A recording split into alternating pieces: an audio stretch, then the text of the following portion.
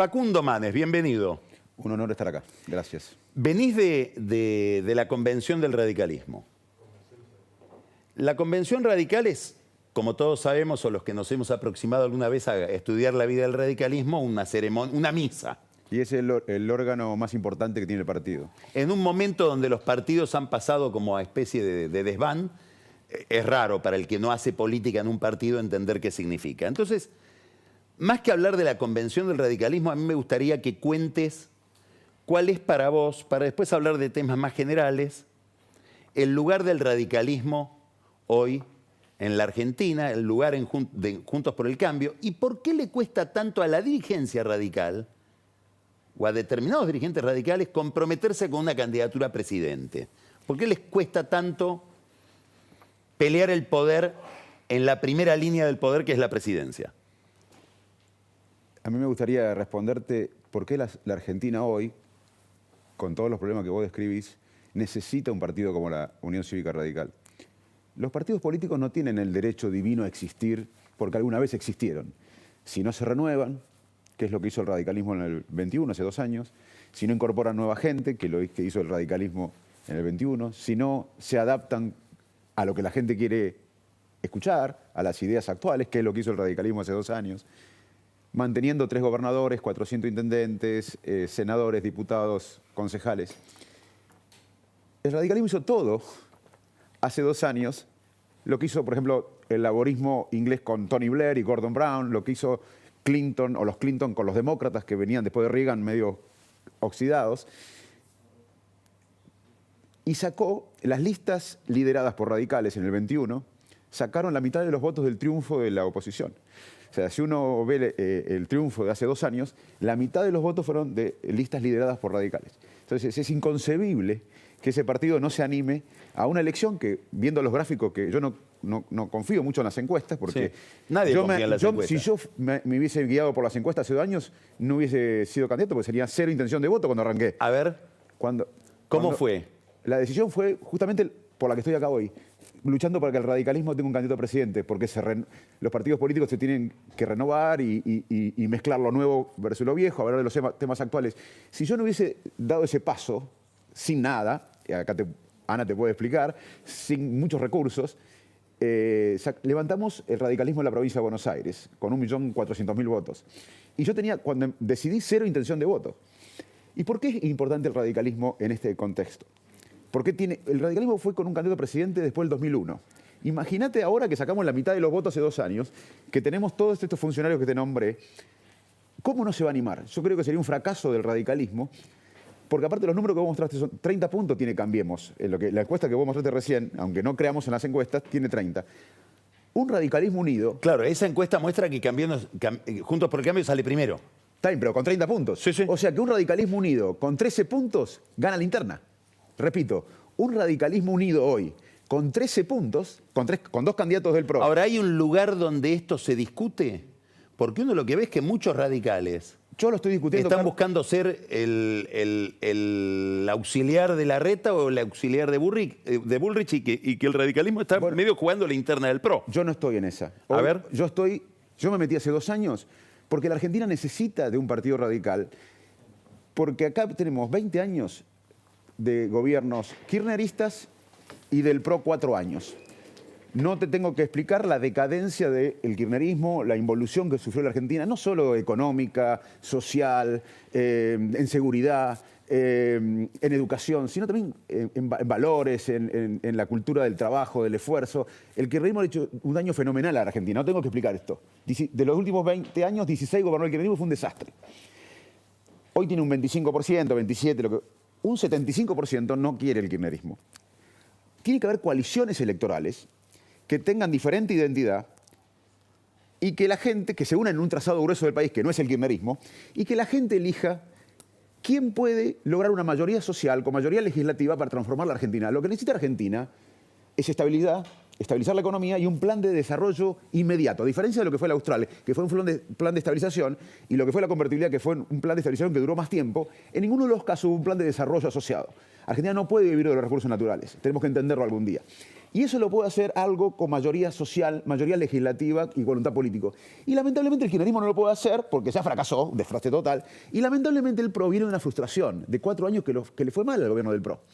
Entonces el radicalismo tiene la posibilidad de unir al peronista desencantado, no al dirigente. Yo no estoy tan preocupado por el dirigente. No creo que la gente, como bien dijiste en la editorial... Vos estás diciendo, a ver si te entiendo bien, porque todo lo que me estás diciendo me suena, es una música muy parecida a la música de Larreta, solo que me estás diciendo que está más... que lo que quiere Larreta lo haría mejor un radical que Larreta. Pero Larreta fue parte del PRO, o yo viví en otro país. Y el PRO le fue mal, fue una defraudación el gobierno del PRO. Entonces, el radicalismo tiene la obligación de creer en sí mismo, de levantar la autoestima, porque hizo todo, se renovó, le habló a los jóvenes. Mi voto fue popular. A mí me votó el peronista desencantado, los sectores populares del conurbano, los jóvenes. El 1.400.000 votos nuestros no fue de la gente que votaba al PRO. Y por eso ampliamos la coalición. Te doy otro razonamiento de por qué el radicalismo le viene bien, aunque alguien sea fanático del PRO.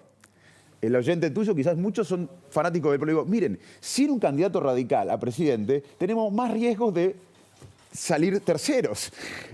¿Qué pasó? Hace 2 años nosotros nos dábamos el paso en la provincia de Buenos Aires, íbamos con lista única, todas las predicciones, y vos te acordás bien, eran que perdía Juntos por 10 puntos. Al nosotros dar el paso y retener un voto que se había defraudado del PRO, al retener un voto de Cambiemos, al obtener un voto peronista que nunca votó a Cambiemos, pero una figura radical es más de centro popular, al hablarle a los jóvenes, ampliamos la coalición y le ganamos al peronismo unido por primera vez desde el retorno de la democracia en la provincia de Buenos Aires. O sea, aún el interés del votante del PRO es que haya un candidato radical para ampliar la coalición y derrotar esta decadencia que nos ofrece el kirchnerismo. Cuando a vos te ofrecen, creo que te está buscando Larreta, te está buscando Patricia Bullrich como vice. ¿Les decís esto? Sí. Y a los radicales le digo esto.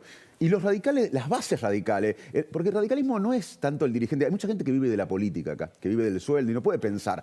Yo dono mi sueldo, no vivo de la política, doy trabajo, tengo instituciones científicas, médicas que desarrollamos con mi hermano Gastón, que hoy presidió la convención. Venimos del sector privado al público. No vivimos de la política, no necesitamos. Hay mucha gente que depende de la política para... Entonces las decisiones son más limitadas porque están condicionadas. Sí. Pero el radicalismo es mucho más que los dirigentes. Es la mitad de la Argentina que en un momento fue radical. Este país con los claroscuros fue construido con los derechos sociales del peronismo y los derechos cívicos del radicalismo.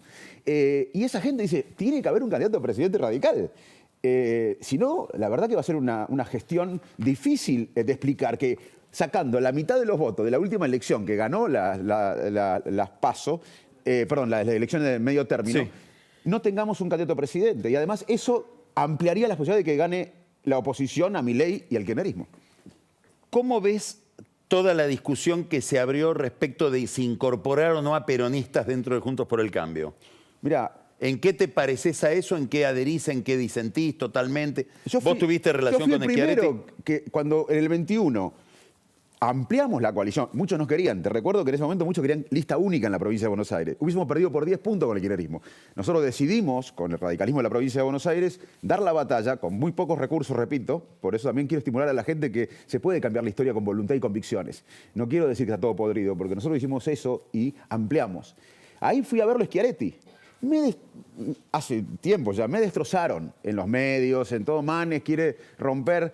Digo, no, quiero ampliar. Ahora, me parece que el timing, el tiempo ahora no es a unos días de cerrar las listas. Con Córdoba votando en contra de Schiaretti, no estoy de acuerdo con los tiempos ni con la forma de cómo se presentó, pero yo estoy a favor de ampliar y estoy de acuerdo con lo que se resolvió en la convención.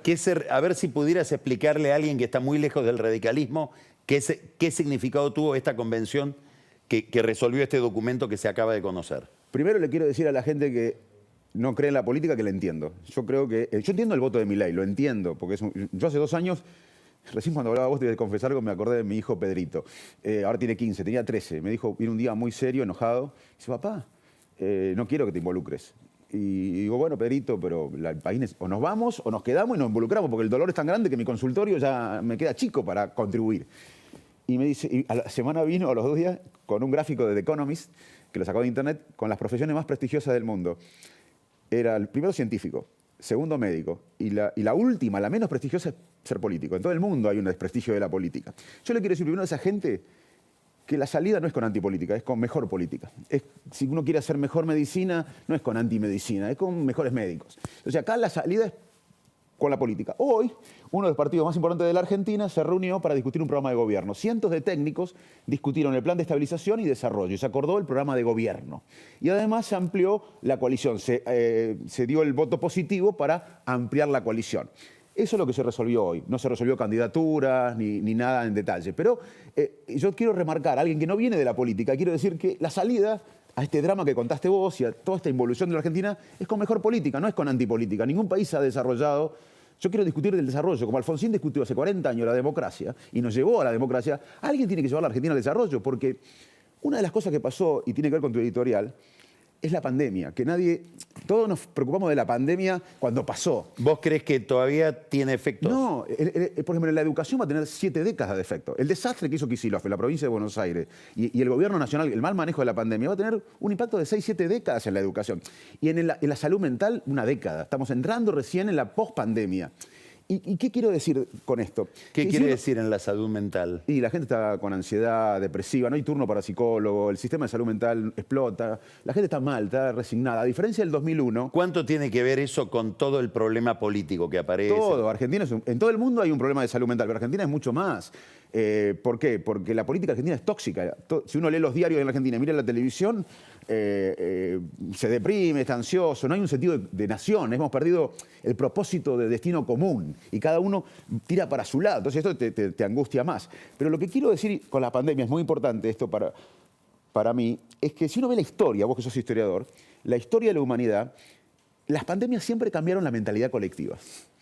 Para bien o para mal. En la peste negra, después surgió el Renacimiento, que fue buscar el poder interno. Se salió bien.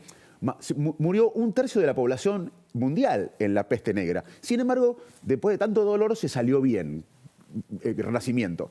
En la peste bubónica se salió mal. Hubo guerras, hambrunas, matanzas.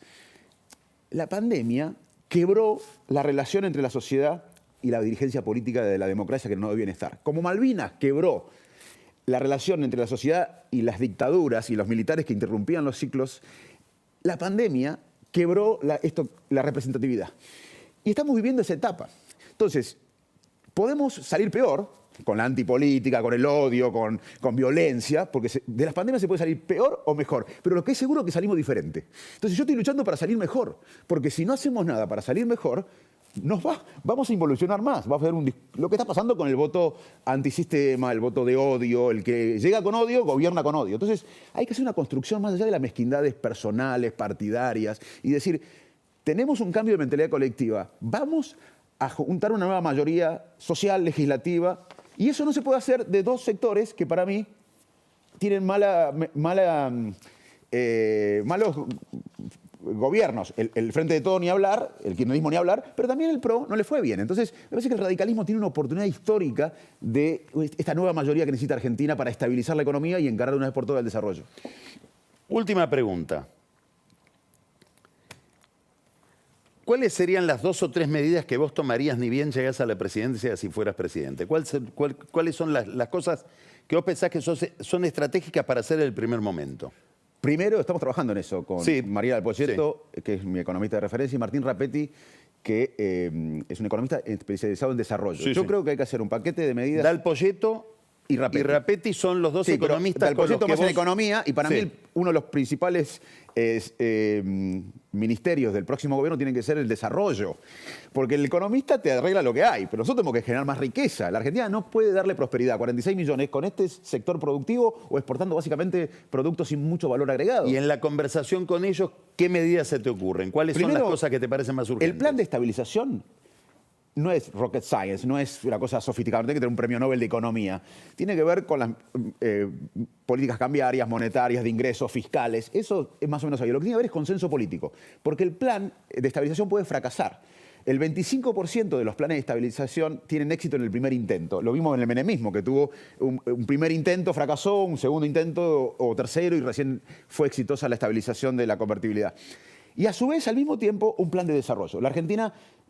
Yo creo que por eso también tengo diferencias. Pero detenete en esto anterior que dijiste que es muy importante.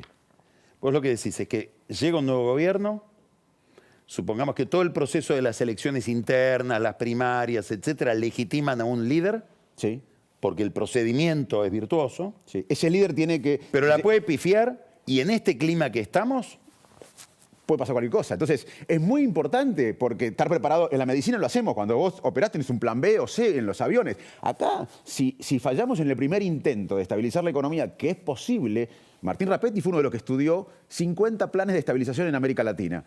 Solamente tiene éxito el 25% en el primer y intento. vos decís que la clave es No, la un plan- consistencia política. Pero no con la dirigencia solamente, con la sociedad.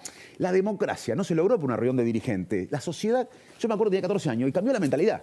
Digamos, basta de violencia, de oscuridad, de dictadura. Vamos a la modernidad, a la paz, a la vida, a la democracia. Si no hay un cambio de mentalidad ahora, de ir todos al desarrollo, va a ser imposible. No es cuestión de dirigente. Vos lo planteaste, la gente no va a votar, no hay Y para que representatividad. yo, ciudadano que estoy desencantado, etcétera, entienda que vos estás yendo en esa dirección, ¿qué medidas tomarías? Primero, un plan como mensaje para primero mí. estabilizar la economía. Al mismo tiempo, un paquete de medidas para el desarrollo, porque Argentina va a tener una bonanza económica. Argentina va a tener en los próximos 8 años ingresos de la energía, como bien sabés, del agro, de la minería. Argentina tiene una posibilidad enorme. Vamos a tener otra bonanza en materias primas, pero nos puede pasar lo que nos pasó en 1895, cuando teníamos el ingreso per cápita más alto del mundo, porque exportábamos granos y carne congelada, y un día se acabó eso.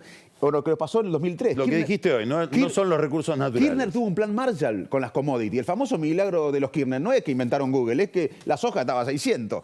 Y se despalfarró, porque si no hay inversión hoy, la economía del mundo es el conocimiento, es la capacidad de hacer una revolución educativa, científica, tecnológica y vincularlo con la producción. Y simbólicamente, ¿cuáles son las medidas que vos te gustaría tomar? Bueno, hay que hacer un paquete de medidas, como te digo, con consenso político para estabilizar la economía, porque sin estabilización no hay expansión económica, no se puede pensar. Y a su vez hay que ayudar al sector energético. En 4 años Vaca Muerta podría generar lo que genera la soja hoy, sacarle el freno de mano al campo, la minería, el turismo, la industria del conocimiento, la ciencia de la salud, podrían generar los dólares necesarios para pensar el desarrollo. Si no hacemos eso, no va a pasar por una persona, no va a pasar por un equipo político, va a pasar por un cambio de mentalidad colectiva, porque las resistencias a esto son gravísimas y porque hay un tema que no se habló acá, que es parte del problema argentino, los privilegios. Acá hay un sistema que le va bien mientras la mayoría le va mal. Por eso hay un hartazgo de la sociedad. Facundo, muchísimas gracias. Entonces, el 24 te anotás. Obvio. Estamos Gracias. acá para eso. Vamos a un corte y recibimos a Daniel Vilota, que nos va a hablar, vamos a hablar ahora en detalle de qué significó esta Convención Nacional de la UCR que se celebró hoy. Y como les dije, Pancho Olivera nos va a contar qué significa, qué representa el interés chino de tener una base logística portuaria en Tierra del Fuego para los intereses generales que se están moviendo hoy en la geopolítica, en el enfrentamiento entre China y Estados Unidos. Ya volvemos.